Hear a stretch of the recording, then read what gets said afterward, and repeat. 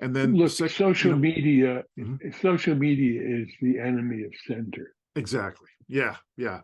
So I think we have a lot. Because there's no reflection time anymore. Yeah. There's no self-reflection. There's no kind of noticing what's going on in you Hmm. except pure reaction. Hmm. I'm Dean Walker, and welcome to the Poetry of Predicament podcast, a podcast for people brave enough to face humanity's challenges and problems, and most importantly, our numerous predicaments.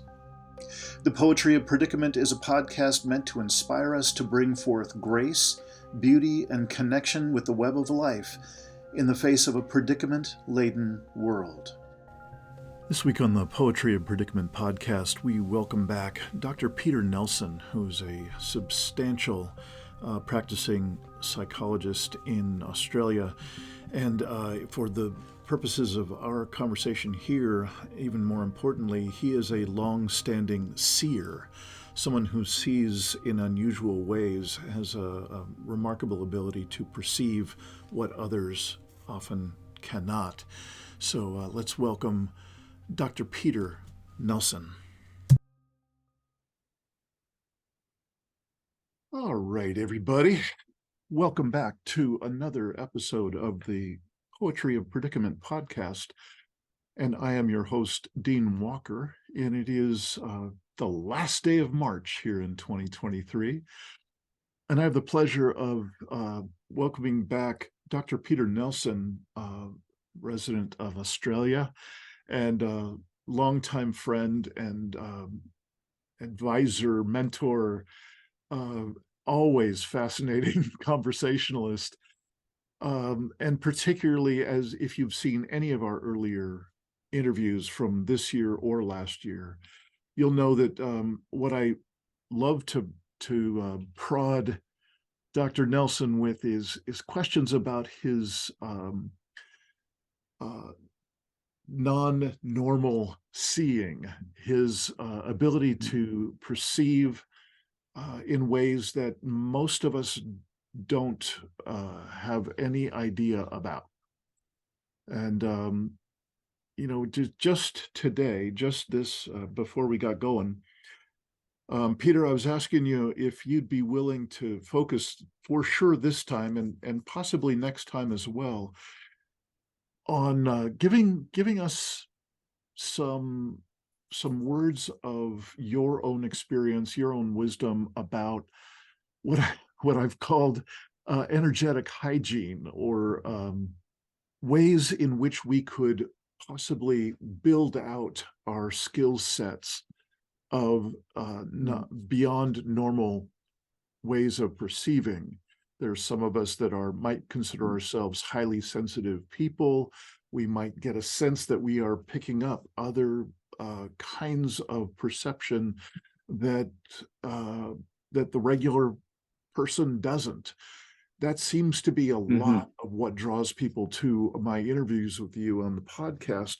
So that's two things. It's in a world that seems to be constantly predating our attention and our energy, I'm wondering if you could tell us what you see is actually going on in terms of that predating, and then how we might take on as a personal practice. How can we gather power? How can we enhance and gather our attention in the face of all those forces that really want to just keep taking it? So that's a long-winded way of saying welcome, Peter. Good to have you here. And Hi. I'm wondering if you'd like to start us out wherever you'd like Yeah. on the tail of that. Yeah, the first thing I would say is get off social media, or reduce your amount of time on social media to no more than, let's say, an hour a day. If you want to not have your attention predated, then get off social media, and learn how to listen to what's being said on social media or read what's being said, or even when you're with a friend, without actually emotionally attaching to what they say. There's a way in which people believe how they feel about things is the way things are. And that's the biggest obstacle to actually any kind of clear perception, is actually believing that. Yes. Sorry about that. I just wanted to stop you for a moment to be sure that I'm hearing you correctly. When you're saying to do what we can to not be inflamed in our reaction to social media, which is obviously what they're after in the first place. Am I right in assuming that you're talking about both sides of the spectrum? Either, God, I hate that, that makes me angry, and I'm going to go after that. And there can also be a huge amount of energy expended on, yeah, that's exactly it. That's what I like too, and so on.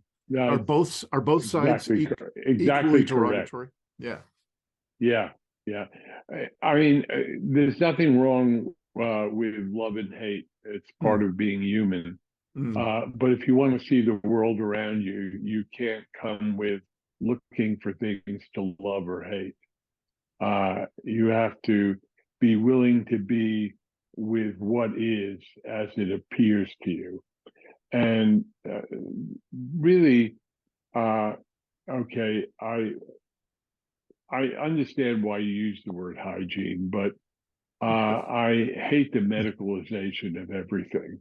I got it. Because it's like mental disease. It's not a disease. It's a kind of a disordered way of responding to the world.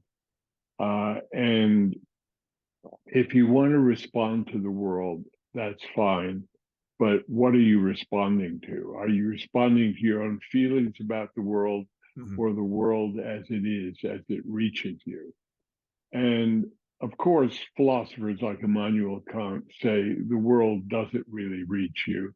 It basically, you're constructing the world all the time. But do you want to construct a world which is, let's say, when you are talking to someone, and they're telling you something, do you want to construct a picture which is like their picture or your picture? Well, if you want to know what they're saying or what they're doing, you have to construct a picture that's their picture, not your picture. And one of the things, if you actually start to track how you listen to and perceive others, you'll notice after a while you're kind of rooting for something. You're looking for a particular outcome. You're looking to be confirmed, affirmed. You're looking to have your beliefs and your ideas, confirmed. To have them be, have someone be what you want them to be, or to have someone be what you don't want them to be, so you can reject them. I've talked about people because interpersonal perception is one of the most fraught areas. But even if you want to go outside and look at a tree, there was a friend of mine, a fellow psychologist, who had been a Buddhist monk in Thailand for about 3 years.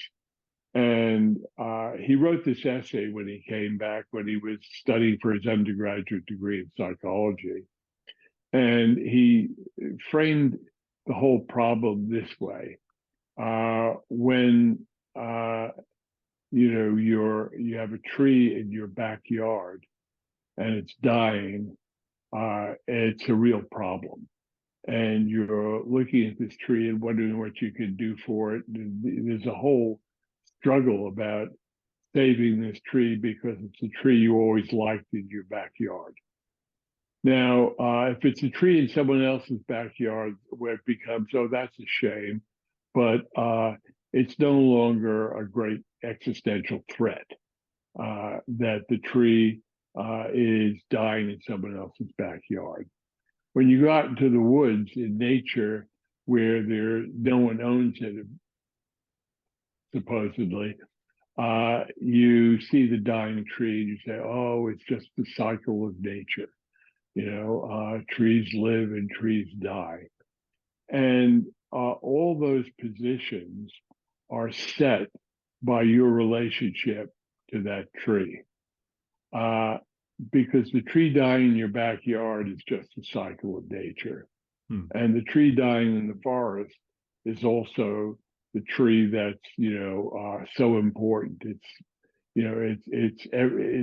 Think of all the trees that are lost now as a result of that tree no longer making acorns for other trees to grow. So there's always a relationship you have to what you're looking at.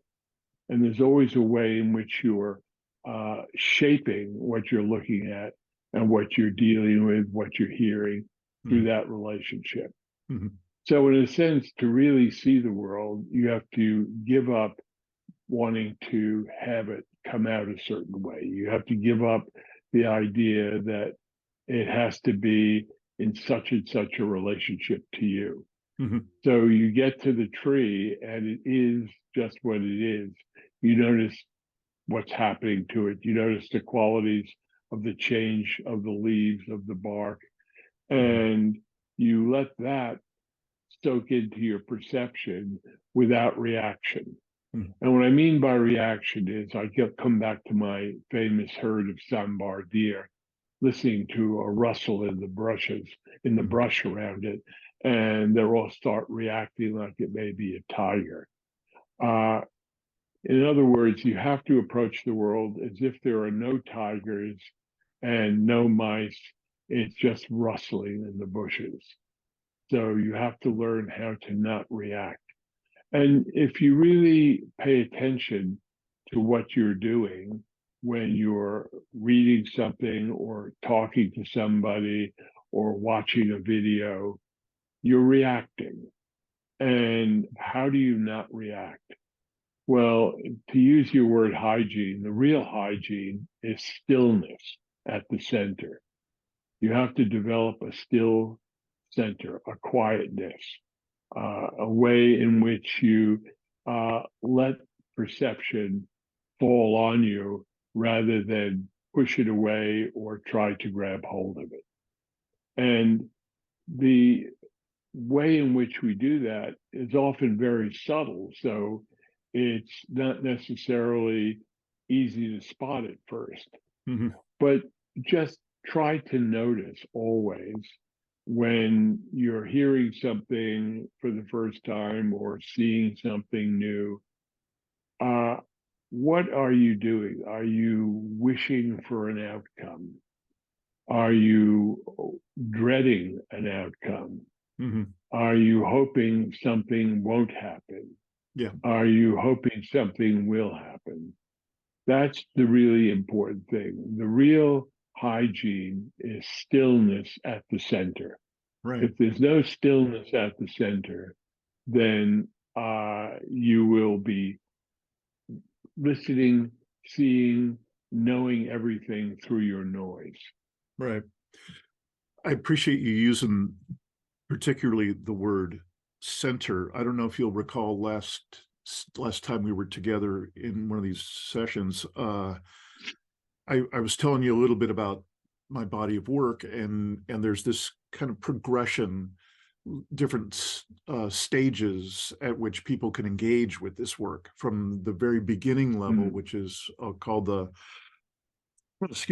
first aid level of resilience skills, very basic self-regulation skills, like the kind of skills that they train when a town's been hit by a hurricane and everybody's sleeping in the high school gym. These are the kind of skills that allow a person to come back into their body, breathe, be aware that they're with their loved ones in this corner of the gym. That's truly first aid level, the most beginning level of this progression. Up toward the middle of this progression is the practices of reconnection. And one of the main kind of themes is that there are different core aspects of our being, perception and relationship and so on, that each has a way of manifesting a center. Like, when you're in that center, you're in a sense of a felt sense of home that you can both perceive from and express from. So that seems to be what I'm hearing you say is the cultivation of that kind of center, whether it's in how we think or sense make, or it's how we relate, that's a good practice to be in if one wants to make sense of the world, a world that's getting crazier and crazier. It's home with no content. So the center is not coming home to all my loved ones again. That's fine. But the center of stillness for seeing is home with no content. Yep. Got it.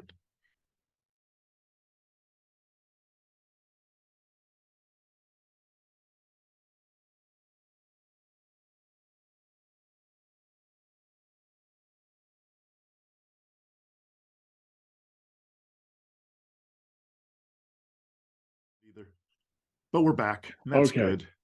Okay. So we were just, really starting to nudge into more distinctions about what this sense of center in different aspects of ourselves might look like, how we might build out that experience in ourselves of center, and if it's different.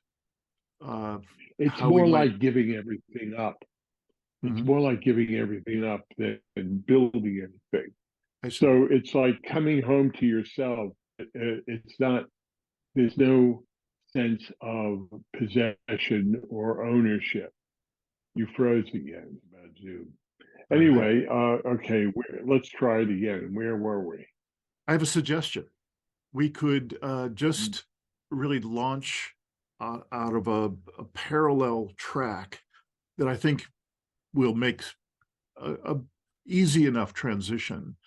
That is one of those quotes that I was mentioning that I really appreciate that you put in your book.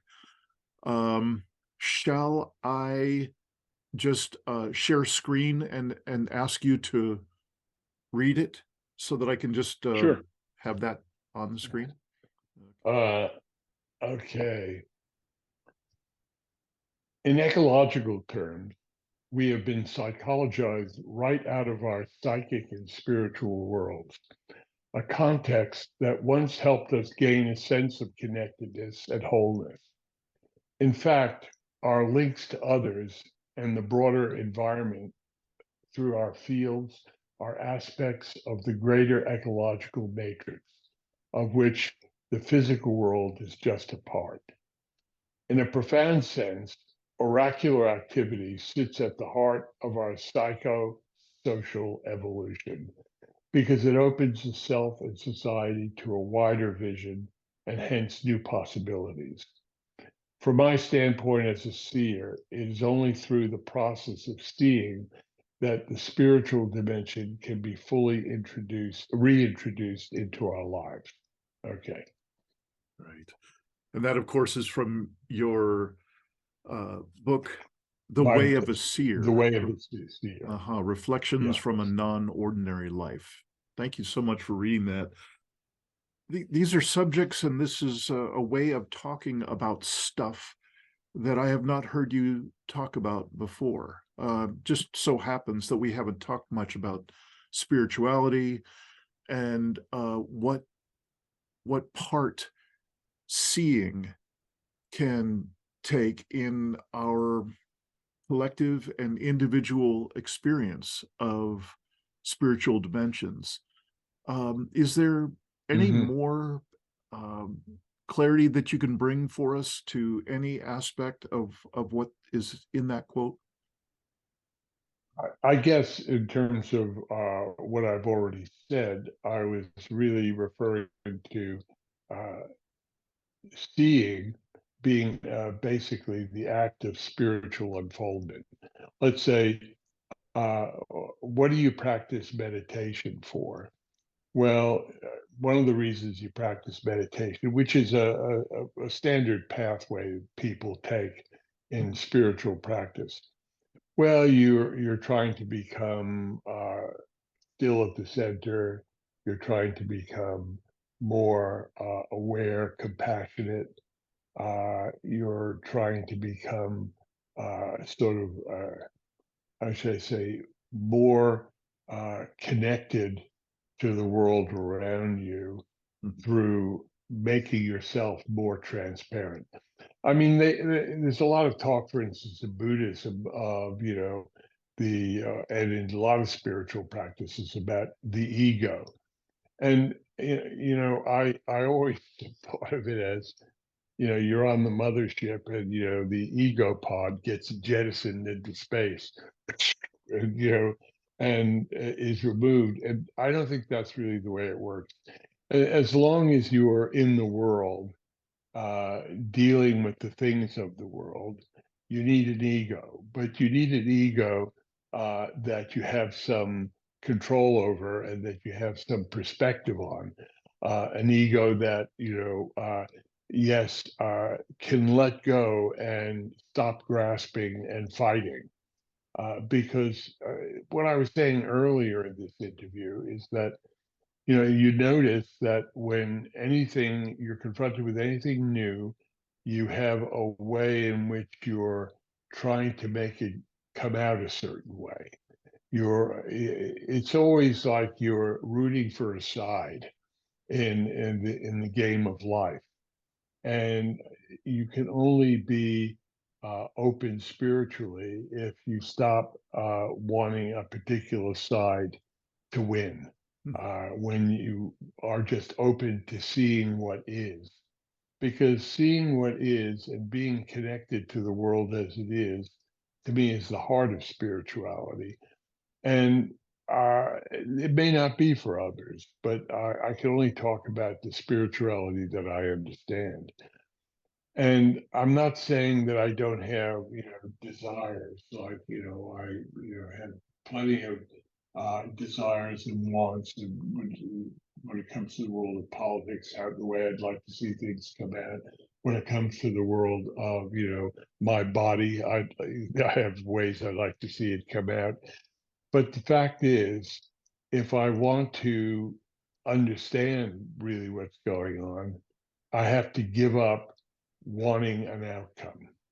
Mhm. I have to be able to look at things as they are.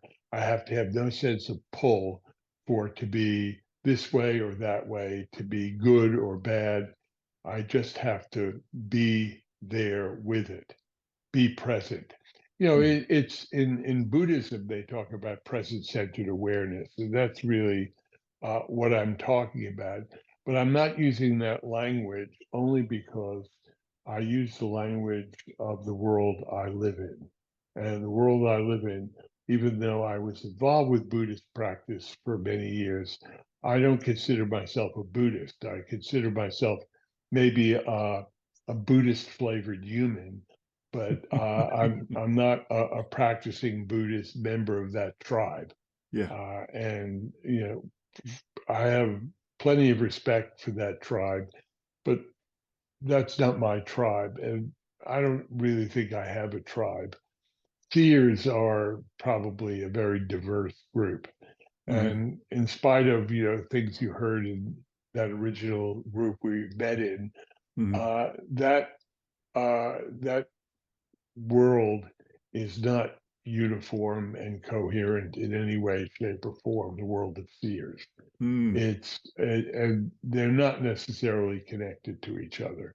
It's a nice idea that maybe they could be, but generally, I would say they're not. Can you talk a little bit Okay, more? you want more? Well, I just would love to hear a bit more about this, the diversity that you appear to be talking about, in the Seers community. Like, first off, I already regret saying the word community, because you're saying how it's extraordinarily diverse and all over the map. Well, it's like saying the LGBTQ community. I mean, they're not a community. They're a bunch of diverse people who have Sure. certain issues in common, but it doesn't make them a Right. community. Okay, you just froze it again. Ah, yeah, You got a lot of editing to do here. yeah, I will. That's fine. How about if we just try one last round and see how far we go? And because I have Okay. a slightly different question about this diverse population of seers in the world. I'm wondering if you could tell us a little bit about how you would describe your non-ordinary perception. Like, are there different organs of perception, so to speak? Are there different senses that one could be better at than another, and so on? Uh, and if so, could you describe how you perceive? And then if you would also just mention other seers that you've known, if they've had any different organs of perception or emphases in their system that they relied on. Yeah, I won't use the word organ Okay. because we tend to experience things like a lot of my seeing is internal visual, Mm-hmm. but also a lot of it is the felt tone that people carry. Uh, so, but I'm not seeing with my eyes in that case. I'm seeing with my mind's eye. I'm Mm-hmm. not feeling with, let's say, my skin or my sense of internal feeling. I'm feeling it's as if I'm getting it that way, but that's not really how it's coming into me. So I think people emphasize different things. There's some people emphasize hearing. The person who mentored me emphasized more feeling and words, hearing in her mind's ear, so to speak, Mm-hmm. Mm-hmm. uh, because she had some kind of visual deficit where she couldn't internally picture something. Whereas I grew up very very often, the whole way I thought was internal pictures Mm-hmm. because I was, good at mathematics and science, and I tended to see things in terms of diagrams and pictures in my mind. So that was kind of my preferred modality. Uh, and I can't speak really about the broad world because I've interviewed hundreds of people about their non-ordinary experiences, but I didn't interview them as seers and how they perceive. So some of the perceptions are visual, some are auditory, some are just kind of what we would call knowing, just the knowledge or the understanding just pops into awareness. Uh, so it's not a question I could really give you anything really useful.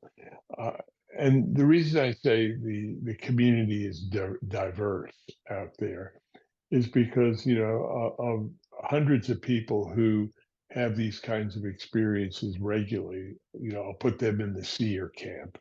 People who have an occasional experience, I wouldn't put them in the seer camp. But people who have them fairly regularly, uh, they're very diverse in the way they report it, but it generally falls into visualizations, just knowledge that's there that they can verbalize, words they're hearing in their head, feelings they can interpret the meaning of. And there I was earlier today saying, well, how you feel about the world isn't what the world is. But there are different kinds of ways of feeling.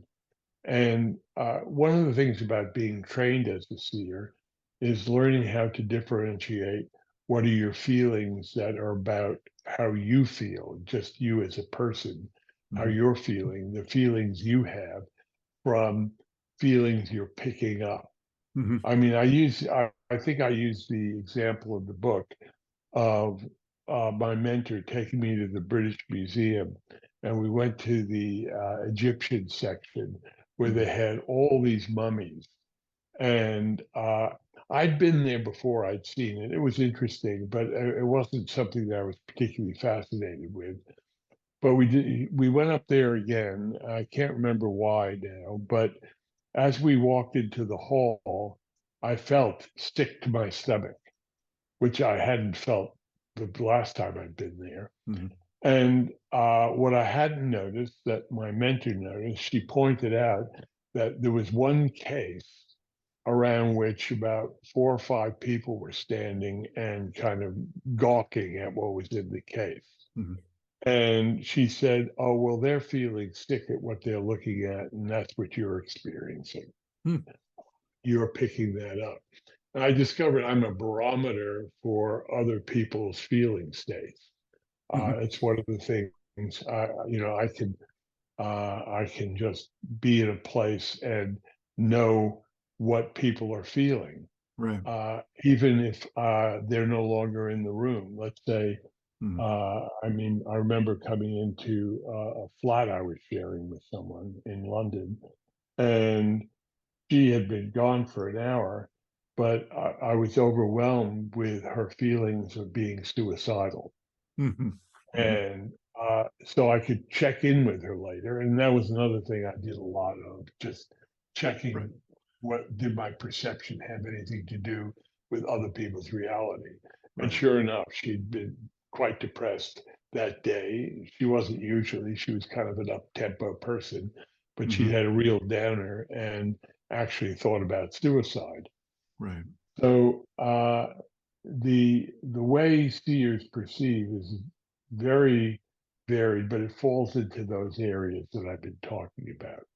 Can I just ask you to go a bit deeper into your description of, I forget the word you used. I think you said a few minutes ago the word tone, that you're attentive to The a tone.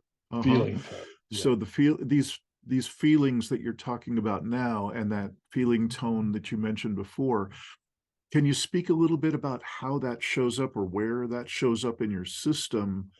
Well, And you feel it in your body as if it's yours, but it's different kind of feeling. hmm, Uh, and only through a lot of training do you understand the difference between, oh, I'm feeling sick to my stomach, right. or they're feeling sick to their stomachs. And because of the way I pick things up, Hmm. I'm noticing it as a feeling in me. And it was only through a lot of trial and error learning. For instance, then Yeah. I was instructed to walk out of the hall.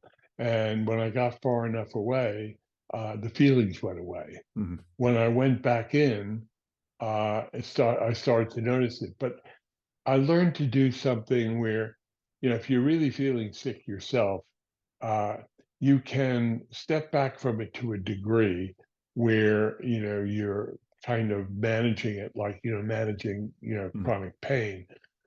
But with when you're really picking it up from someone else, you can step out of it entirely and just recognize that it's resonating in you. It's the Hmm. feeling tone Hmm. of sickness resonating in your own field so Hmm. that you notice it, but you notice it as if it was you feeling sick, but it Hmm. has a different quality of being separate from you at the same time. Right. It's hard to talk about directly because there isn't a sort of a language for the inner, relationship to feeling that, that we all experience to some degree, but we notice our feelings, but we don't even have really a good language for feelings, much less how feelings are working and our distance from them or our closeness to them.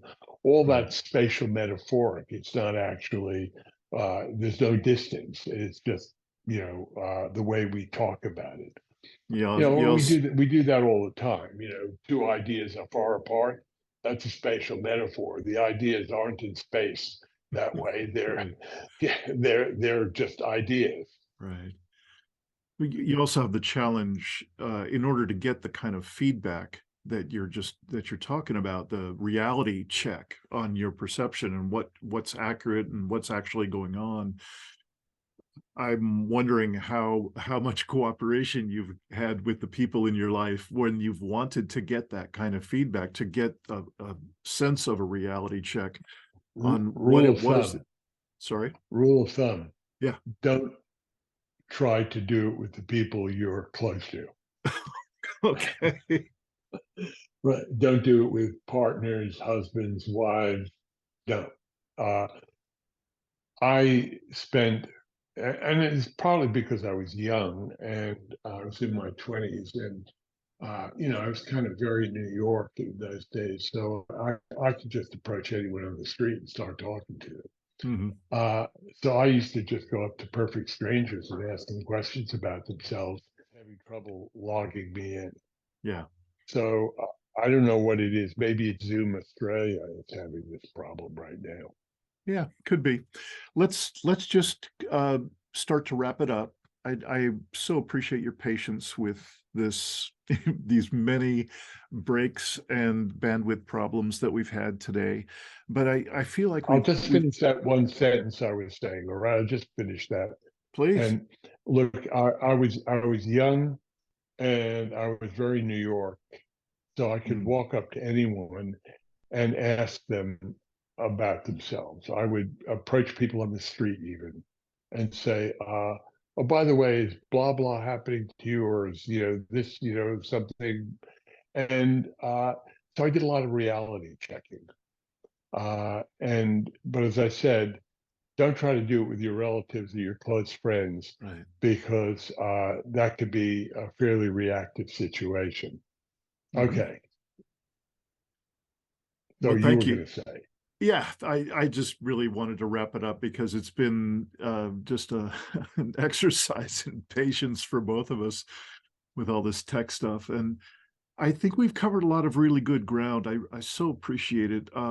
Your flexibility and your willingness to share about a number of different topics. And I particularly appreciate the kind of the core tenets, if you will, that you shared about, things as simple as be ready to do a lot of reality check, get a lot of feedback from a lot of people, because there's a huge amount of discernment that's usually far outside of what we ask of ourselves in daily life. Mhm. These are really Right. fine-tuned distinctions that we're asking for with feedback, from I get it about not from our intimate others, but from people around us. And then also about things I know they just are as simple and basic to you, but I think these are going to be important pieces for newcomers to put into their practices, like the importance of a mindfulness practice in that at that level of discernment. That level of discernment is, I think, far beyond what the average person seeks out when they take on a mindfulness practice. It's all useful, Hmm. but it seems like what you're talking Yeah. about in cultivating these skills of non-ordinary perception, it's a different level of attention. It's a different level of discernment. So I really appreciate you spelling that It out. certainly is. Yeah. It certainly is. So, Yeah. and it's not something that you get in a weekend workshop or even several workshops. All right. It's really a day-to-day practice that goes on for years, and that's the developmental path is not a quick thing. It's not like becoming a Reiki master. Do Mm. a couple workshops and you're there. Right. Not Right. like that at all. Yeah. Well, Dr. Peter Nelson, it is always a pleasure, and I do hope we can get back together for another session of this kind of conversation, and perhaps next time we could do a little bit of talking about. We've talked, a little bit, because you have extensive. One part of your career history has been working with people in the justice system. And I think you were Mhm. working with. offenders and so on. And I'm Mhm. so curious. We seem to be in a world that is uh, really troubled, where just about everybody is not having a center. They're not having that sense of Mm. stillness and home that they can return to in Mhm. themselves. And in fact, it As a matter seems of like fact, they're living for reaction. They're living to exactly react. It's in a yeah, whirlwind of that is demanding those reactions, is seeking it. right. So perhaps next time we can talk a little bit about being out on the mat, so to speak, in daily life, in that spin cycle. And Mhm. what are some things that you're aware of that you notice in those times, and what you might be able to offer for people as they want to be more perceptive in the middle of that maelstrom. That's so, Right. Okay. yeah. We'll take that on next. You just let me know when you want to do another one. Okay, great. I'll be happy to do that. Peter, thank you so much, and take good care of yourself. Thank you, Dean. Cheers, mate. Thank you for joining us in another episode of the Poetry of Predicament. This podcast is produced by Dean Walker and the Living Resilience Alliance. Living Resilience exists to offer transformative support and resources to the collapse-aware and collapse-acceptant communities around the world. Our sole purpose is to curate and offer coaching, support groups, courses, and events that assist people in expanding their core skills, competencies, and capacities for facing a troubled, predicament-laden, yet still ineffably miraculous world.